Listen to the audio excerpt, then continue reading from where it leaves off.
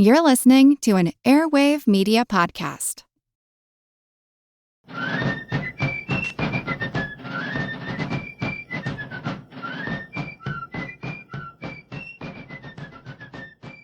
Hello, and thank you for joining the American Revolution. This week, episode 389, The Battle of Fallen Timbers. We last checked in on the Northwest Territory in episode 376, when the Native Americans defeated an army under the command of Arthur Sinclair, who had been sent to quash Indian resistance. Sinclair's defeat at the Battle of Wabash in 1791 came a year after the army led by General Harmar had been defeated in 1790.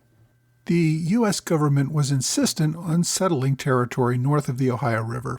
It needed those lands to keep promises to veterans of the Revolutionary War and as revenue to pay off its war debts. The native tribes who lived there were just as determined to stop these settlements. Following their victory over Sinclair's army, the Indians hoped to capitalize on their military victory by forming a larger confederation that could unite and keep the Americans at bay. They sent messengers to contact tribes from New York down to what is today Mississippi, calling on tribes to send delegates to a grand council to organize this defense. The Miamis, who were based out of Kekianga, which is today Fort Wayne, Indiana, opted to move east into Ohio to the area that is today Defiance, Ohio. They called it the Glades, which is derived from the French term meaning place with clay soil. Their more aggressive position was in part to counter the American move into the region, and also because it was closer to British resources in Detroit, who could provide weapons and material for their ongoing fight. The British, of course, still occupied Fort Detroit, which was supposed to have been abandoned as part of the peace treaty ending the Revolutionary War, but they simply didn't go. Detroit became a central point for the British organization of Indians throughout the Northwest Territory. In the fall of 1792, delegates from at least 30 tribes met at the Glades to discuss organization and strategy. Also present was Alexander McKee, the British Indian agent from Detroit. The British were there as observers and also to provide provisions, but the strategy discussions were up to the tribal delegates. Among the delegates were several leaders from the Iroquois Confederation. The Iroquois had traditionally demanded all negotiating authority with the colonists on behalf of the tribes in an earlier era. Following the Revolution, though, the Iroquois Confederation had been devastated and divided. It no longer had the power to force its will on all the other tribes. Further, it had many deals with the Americans that gave up a great deal of Indian territories in hopes of saving the Iroquois tribal lands in upstate New York. As a result, many of the other tribes resented the Iroquois delegates and did not trust them. One Iroquois delegate, a Seneca leader named Red Jacket, brought with him a peace proposal from President Washington. This proposal confirmed the borders that had been agreed to at the Treaty of Fort Harmar back in 1789. This treaty gave the Americans control of about two-thirds of the southern and eastern parts of what is today the state of Ohio. The problem with this treaty is that most of the tribes present had rejected it. The few chiefs who had agreed to the treaty did not have the authority to do so. The U.S., however, considered the treaty borders to be binding, although Washington was offering a little additional financial compensation to any tribes who felt wronged by the treaty. Most of the delegates had rejected this proposal out of hand. Shawnee representatives also revealed papers captured at Sinclair's defeat showing that the U.S. intended to build forts far beyond the borders set at Fort Harmar, and the U.S. goal of forcing all warriors to become farm laborers. The Shawnee, Miami, and Delaware all insisted that the Ohio River must remain the final and permanent boundary between white settlements and the Indians. This denied the Americans access to any land in what is today the state of Ohio. It would mean towns already built would have to be removed. Several delegates from Canada, including Joseph Brant, suggested that maybe there could be some compromise between all the lands the Americans demanded and complete control of Ohio, but the hardliners rejected any compromise. British advisors present encouraged the council to take the position that the Ohio River should remain the border, but that further negotiations with the U.S. could take place, with the British acting as mediators. The council ended with the agreement that they would fight for the Ohio River as the border, but they would also agree to a meeting with U.S. officials to discuss the matter the following spring. In the meantime, they agreed to cease hostile activity against the frontier settlements in the disputed territory, but a prerequisite for any discussion with the Americans had to be an agreement that they would accept the Ohio River as the border. As the Indians prepared to contest control of Ohio, so did the U.S. As I mentioned back in episode 377, President Washington appointed General Mad Anthony Wayne to take command of the newly enlarged army, dubbed the Legion of the United States. Wayne received his appointment in the spring of 1792, shortly after word arrived of St. Clair's defeat at the Battle of the Wabash. Most of Wayne's battlefield experience came against British regulars and loyalists during the Revolutionary War. He did, however, lead at least one pitched battle against Creek warriors in Georgia near the end of the war. Wayne also lived on the frontier for most of his life, and he understood Indian warfare. Wayne spent 2 years building and training his legion to go to battle in Ohio. He wasn't going to go into battle with raw troops. He wanted soldiers who knew what they were doing. He arrived at Fort Pitt in the summer of 1792 with only a few dozen recruits. Wayne began training and holding mock battles. Over time, more recruits arrived from across the country. By late November, he had about 1,900 men. Now, he was authorized to have an army of 5,000, but low pay and the difficult and dangerous life of a regular soldier kept enlistments from coming anywhere near that goal. At first, he established Fort Fayette near Pittsburgh, but by November, he moved his army about 22 miles down the Ohio River to an area he dubbed Legionville. He wanted to get his men away from civilians and the vices of whiskey and women that Pittsburgh offered. Wayne wasn't a Puritan. He offered whiskey as a reward for various contests, but the civilian temptations were just too much of a distraction. The Legion trained for Indian warfare. This included open-order drill to fight in forests and heavy use of the bayonet, which Wayne believed could defeat the tomahawks and rifles that they expected to face. In the spring of 1793, after spending the winter at Legionville, the Legion moved deep into Ohio territory to Fort Washington, what is today modern-day Cincinnati. Wayne established a new camp near the fort, which he called Hobson's Choice, because it was the only good high ground in the area. The soldiers continued to drill every day, holding mock battles on Sundays. Training here focused on coordinating infantry, riflemen, dragoons, and artillery to work together, also getting the men to respond to drum and bugle signals. While the Army continued to prepare, President Washington sent a peace commission to meet with the tribes.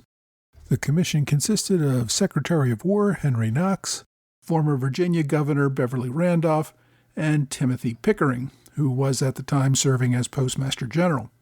The commission met in Upper Canada, with Lieutenant Governor John Graves Simcoe serving as host and ensuring the protection of the commissioners. The commission arrived in May 1793, but they had to wait months while messengers distributed the call to bring Indian representatives to the table. Simcoe deliberately delayed the process, having the Indians meet with British agents to advise them that the Americans were not offering acceptable terms. Simcoe was awaiting word from London. Governor Dorchester was returning to Canada with new instructions. Simcoe did not want any deal to be struck before promises of British military support for the Indians might arrive. In the meantime, Simcoe treated the commissioners to every hospitality, even inviting them to a celebration of the King's birthday. When word arrived that the U.S. Legion had moved to Fort Washington, the Indians took this as an act of aggression. Simcoe warned not to use military escorts to supply outposts at Fort Hamilton and Fort Jefferson, or that aggression would end the talks before they began.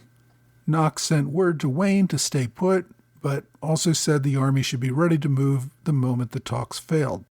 Wayne ignored these orders, believing that sending supply trains without deep protection in Indian territory would be inviting disaster.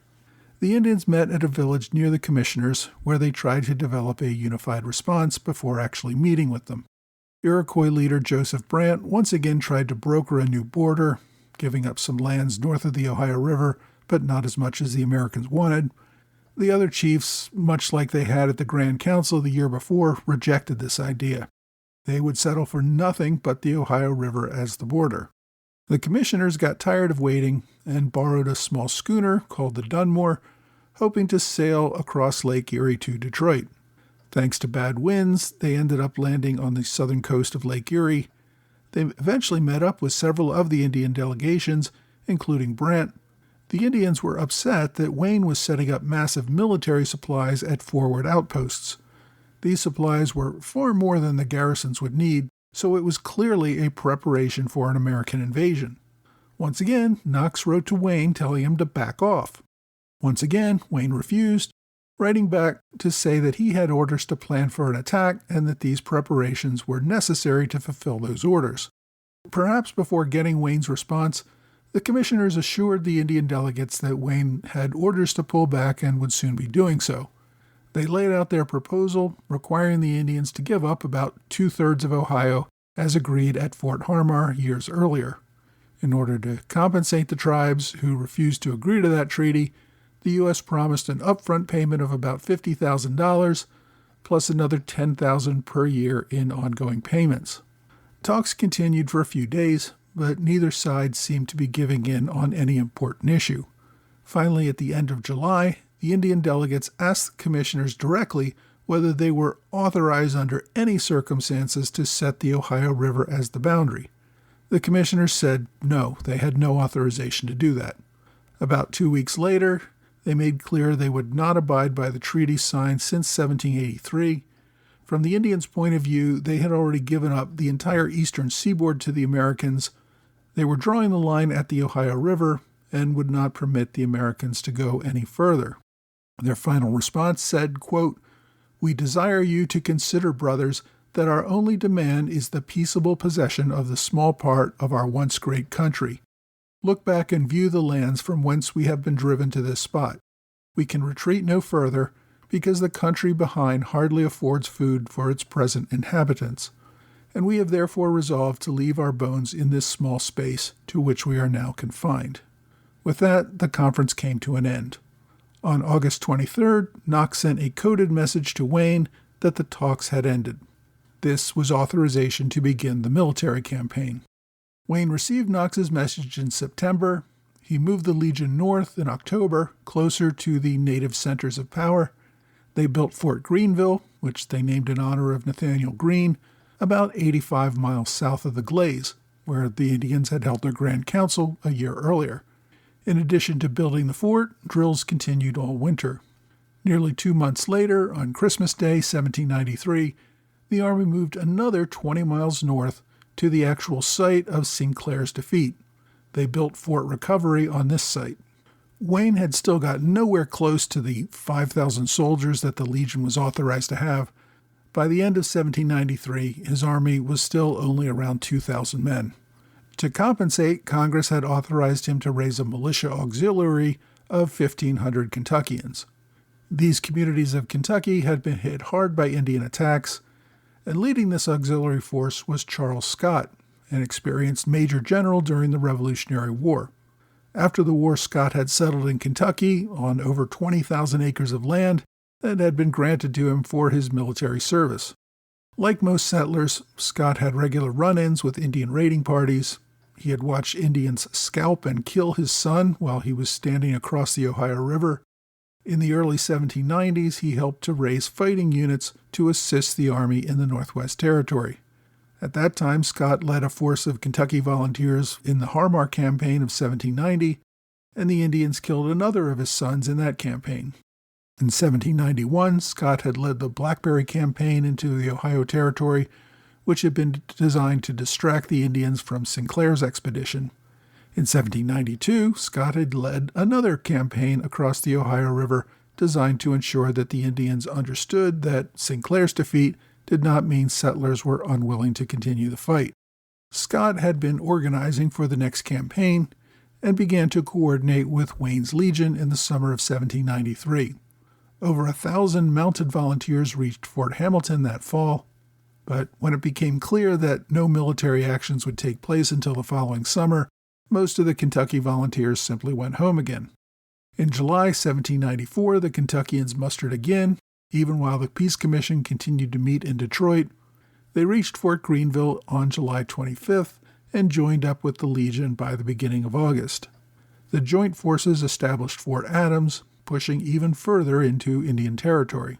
With this 2,000-strong Legion and about 1,500 mounted Kentucky volunteers, Wayne had an army of about 3,500 men. On August 3rd, a tree fell on his tent, nearly killing Wayne.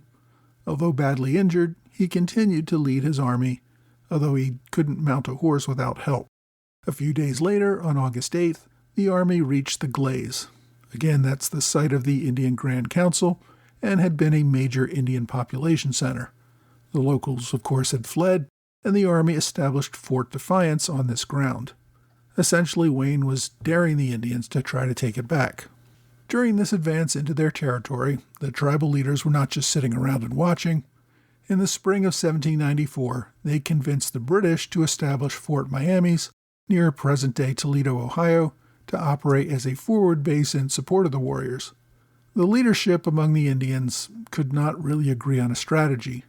The Miami war chief Little Turtle, who had commanded the forces at Sinclair's defeat, wanted to avoid a direct assault. He suggested continually raiding supply convoys, which would eventually starve this string of forts and force the Americans to withdraw. Little Turtle knew that Wayne, who the Indians had dubbed Black Snake, was an active leader who would be hard to defeat in battle. He also may have supported suggestions of allowing the Americans to attack Fort Miamis, thus sparking a direct war between Britain and the U.S. Most of the warriors, however, wanted a more aggressive plan. They rallied around Shawnee Chief Blue Jacket. There have been stories that Blue Jacket was actually a white man who had been captured and adopted by the tribe, but this claim seems to be disputed, and we're not really sure of his origin. But he was raised as a Shawnee. He did marry 2 white women, and he built an estate at the Glades where he farmed and owned slaves who helped manage his plantation. The source of his wealth was primarily operating as a middleman between Canadian merchants and Indian hunters who were selling furs. Ironically, Blue Jacket usually wore a red jacket, a British officer's coat. Blue Jacket accused Little Turtle of cowardice for refusing to attack the Legion. Little Turtle refused to lead warriors into what he thought would be a losing battle, so he turned over command to Blue Jacket. Little Turtle would fight alongside the warriors, but he refused to lead them into what he regarded as a disaster. On June 30th, 1794, Blue Jacket led an army of about 1,500 warriors against Fort Recovery, which was built on the site of Sinclair's defeat. Unaware of the imminent attack, a supply convoy of nearly 150 soldiers left the fort that morning, having dropped off their supplies. The Indians ambushed the convoy, killing many of the soldiers, including the commander, William McMahon. Fort commander Captain Alexander Gibson sent a contingent of 20 men from the fort to provide some covering fire so the survivors of the convoy could retreat back into the fort. The Indians tried to pursue the retreating convoy members, but were shot down by the defenders, many of whom were firing from behind the fort walls. The Indians withdrew only to regroup for a night attack on the fort. The defenders repelled that attack and also repelled a third attack the following morning. According to some reports, British soldiers were with the Indians but did not participate in the actual battle. During the attack, they were searching to dig up buried cannons that Sinclair's army had hidden after that army's defeat. The garrison suffered about 100 casualties, with an estimated 150 casualties among the Indians. The main fallout from the battle was that the Shawnee accused the other tribes of cowardice in refusing to join in the assault on the fort. As a result, many of those warriors, particularly the Lake Indians from Canada, simply packed up and left. A week after the battle, Wayne was still moving forward, establishing Fort Defiance on August 8th. A week after that, the Legion began marching further north toward the British Fort Miamis. On August 18th, they built Fort Deposit just a few miles from Fort Miamis. The purpose of Fort Deposit was literally to deposit their supplies and equipment so that the army could go into battle. 2 days later, August 20th, the army began marching forward again. They entered into an area where a tornado had recently knocked down most of the trees. As the battalion of Kentucky Scouts entered the area, a line of Indians opened fire from behind the fallen trees. The Indians then rose up and charged the Scouts. The Kentuckians who were not killed fled in retreat. An advance guard of infantry provided covering fire to slow down the Indians' pursuit. Wayne was expecting an attack somewhere. He immediately deployed his lines. General James Wilkinson commanded the right wing of the Legion. Colonel John Hamtramck commanded the left wing. Wayne gave his commanders standing orders to meet any Indian attacks with a bayonet charge, and that is what happened.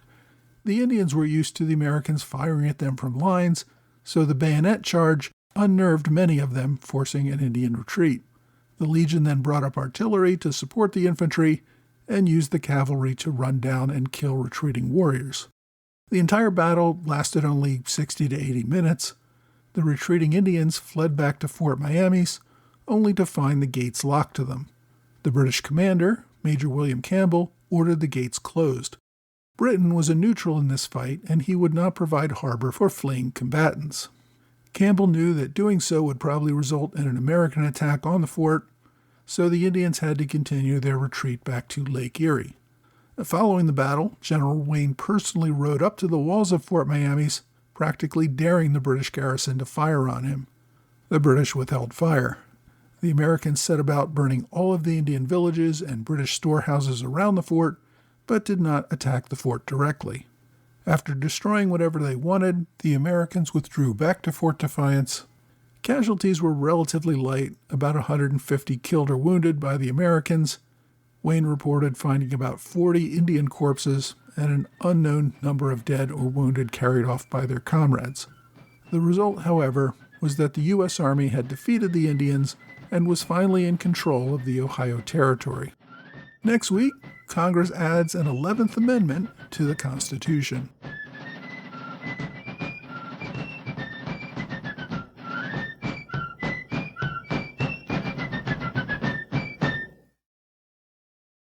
Hey, thanks for joining the American Revolution Podcast After Show, part of the Airwave Media Network.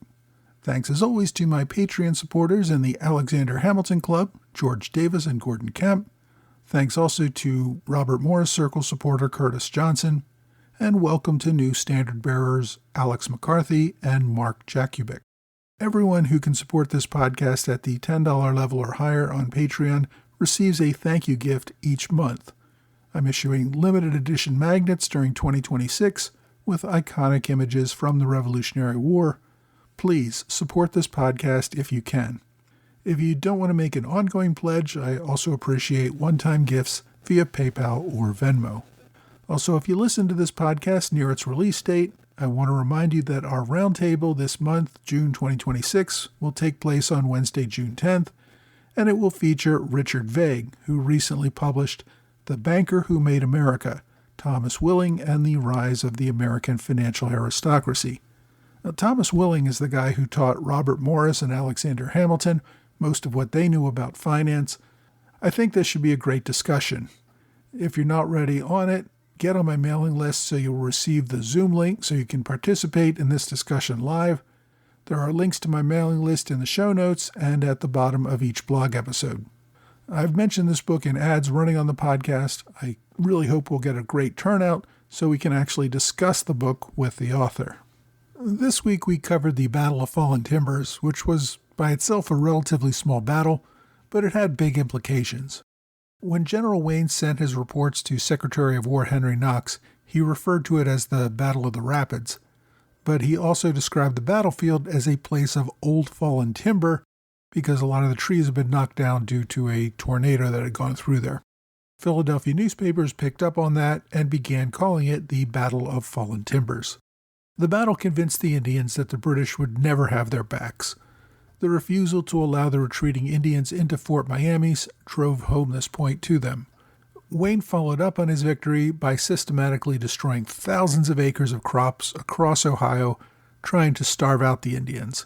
He marched his army further west, establishing Fort Wayne in present-day Indiana. The following summer, 1795, tribal leaders signed the Treaty of Greenville, which ceded all of the land in Ohio that the Americans had initially demanded in the Treaty of Fort Harmar, plus the land around 16 additional forts that Americans built in the territory that was still reserved for the Indians. For these additional land cessions, the U.S. provided about $20,000 worth of goods, with a promise to deliver about 10,000 more annually. The treaty also made clear that the Indian territories were under U.S. authority, not British authority. U.S. control of the territory finally forced Britain to withdraw from Detroit in 1796, and General Wayne oversaw that evacuation. Wayne had multiple problems winning this campaign that I didn't have time to address in the main episode. I mentioned in passing the fact that the peace commissioners were holding him back for setting up properly for his 1794 campaign. Given that one of the commissioners was his boss, Secretary of War Henry Knox, Wayne could have gotten in trouble for defying those orders. And there's a great deal of correspondence between Wayne and Knox over what President Washington really wanted to happen. The other big thorn in Wayne's side was General James Wilkinson, who I've already identified in an earlier episode as the biggest prick of this era. Wilkinson was already an agent on the Spanish payroll, and he always seemed to be out for himself. He tried to undermine Wayne at every turn, sending complaints and letters to Knox, to newspapers, to senators, and to others, accusing Wayne of being a drunkard, a thief, and a despotic monster. He undermined Wayne with the troops. There's also evidence that Wayne tampered with the food deliveries in an effort to force the American army to withdraw and thereby tarnish Wayne's reputation. There are also unconfirmed accusations against Wilkinson. A few months before Fallen Timbers, Wayne received a report from a captured deserter that Wilkinson was on the British payroll and an agent for them. In the summer of 1796, Wayne received orders to search vessels on the Ohio River that were believed to be carrying Spanish gold and incriminating documents that proved that Wilkinson was a Spanish agent. Wilkinson made this public by demanding a court-martial against Wayne. The dispute ended before any legal action could take place. After complaining of stomach pains, Wayne died on Presque Isle in present-day Michigan in December of 1796. He was 51 years old, and rumors swirled that Wilkinson had poisoned Wayne, although this was never proven. The Indian Wars in the area did not come to an end after Fallen Timbers. Some of the junior officers who participated in this fight would later rise to commanding roles. William Henry Harrison served as a lieutenant and one of Wayne's aides-de-camp. One of the first warriors to fire on the Americans was a Shawnee named Tecumseh. He would be noted for his active fighting during the battle, and he also saw his older brother killed in that battle. Tecumseh refused to attend the negotiations at the Treaty of Greenville, stating that treaties with white men were, quote, wholly worthless. In 1811, Harrison and Tecumseh would face each other as enemy commanders at the pivotal Battle of Tippecanoe. My book recommendation this week is Autumn of the Black Snake, The Creation of the U.S. Army and the Invasion That Opened the West by William Hoagland. The Black Snake, as I mentioned in the main episode, was the name that the Indians had given to General Wayne. Indians believed that snakes never slept and compared that to Wayne's constant vigilance over Indian movements and his efforts to prevent ambush. The book itself is written in a narrative style that I find engaging while still covering the events accurately. It looks at the events leading up to the Battle of Fallen Timbers and the battle itself, following both the Indians and the U.S. Army as they make their way toward that definitive clash. I recommended another of Hoagland's books about the Whiskey Rebellion a few weeks ago. Hoagland is a professional writer who has written multiple books about this era. So if you want to know more about the Battle of Fallen Timbers, get Autumn of the Black Snake, The Creation of the U.S. Army and the Invasion That Opened the West by William Hoagland. My online recommendation is General Wayne's report on the Battle of Fallen Timbers. Now, we've seen in the past that reports written by commanders tend to be biased in favor of themselves, and this is probably no exception, but it is a great primary source on the events we covered this week. As always, I've included direct links to the document on my blog and in the show notes. My question this week asks, before March 1st, 1781, did representatives of the United States have the power to, quote, levy war, conclude peace, contract alliances, establish commerce, and do all the other acts that a free state has a right to do? Well, March 1st, of course, 1781 is the day that the Articles of Confederation were ratified. So the question's essentially asking what rights belonged to who before that time. Prior to that time, various state governments had authorized the Continental Congress to coordinate actions regarding the ongoing war, negotiations of peace, and making foreign alliances. States technically probably could have done those things on their own still, but they did not, and it would have been really bad for the war effort if they had tried. There was no formal definition of the powers granted to Congress. Indeed, there was a very real question as to the authority of appointing representatives to Congress. Under British law, those appointments had no legal basis. The King and Parliament treated Congress as an extra-legal body, which is why they refused to accept petitions from it. So any powers that Congress did or didn't have were already in dispute. In the end, though, the states and the people of those states trusted Congress with limited powers, particularly in the matters of war diplomacy and foreign policy. But that power was ad hoc and generally relied on the fact that the people who opposed British rule just went along with it. In the end, power to do anything comes from the faith of the people, and they're placing that faith in a body, not in some written document. If you have a question you'd like me to answer, please reach out to me, either via email or on X, Facebook, Quora, or Reddit. Well, that's all for this week. I hope you will join me again next week for another American Revolution podcast.